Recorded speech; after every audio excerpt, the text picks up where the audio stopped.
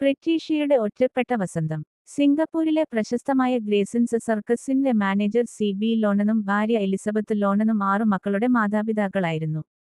അവരുടെ വീട് എല്ലായ്പ്പോഴും നിറഞ്ഞു നിന്നിരുന്നത് കുട്ടികളുടെ ചിരിയും സ്നേഹവും കൊണ്ട്.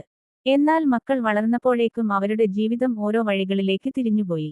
മക്കളിൽ രണ്ടാമത്തെ മകൾ പ്രിറ്റീഷ്യ സ്വപ്നങ്ങളും പ്രതീക്ഷകളും നിറഞ്ഞ ഒരാളായിരുന്നു.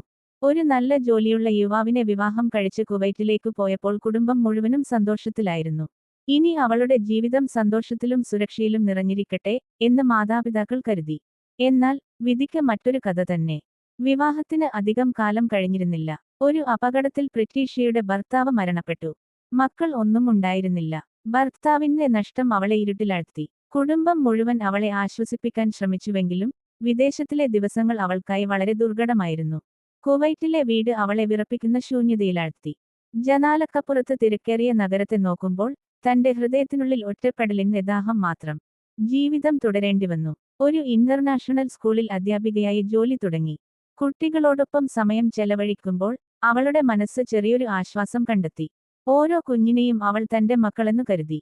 പക്ഷേ ക്ലാസ് കഴിഞ്ഞ് മടങ്ങിയെത്തുന്ന വീട്ടിലെ മൗനം, ഭർത്താവിന്റെ ഓർമ്മകൾ, അർദ്ധരാത്രിയിലെ കണ്ണുനീർ ഇതെല്ലാം അവളെ വീണ്ടും തകർത്തുമാറ്റി.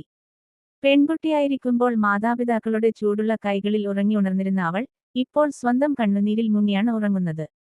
മാതാപിതാക്കൾക്കും സഹോദരങ്ങൾക്കും പറയാതെ വെക്കുന്ന ഒരു വേദന, ജീവിതം ഇനി എനിക്കു വേണ്ടി എന്തെങ്കിലും സൂക്ഷിച്ചിട്ടുണ്ടോ എന്ന ചോദ്യമാണ് അവളുടെ ഹൃദയം നിറച്ചിരുന്നത്.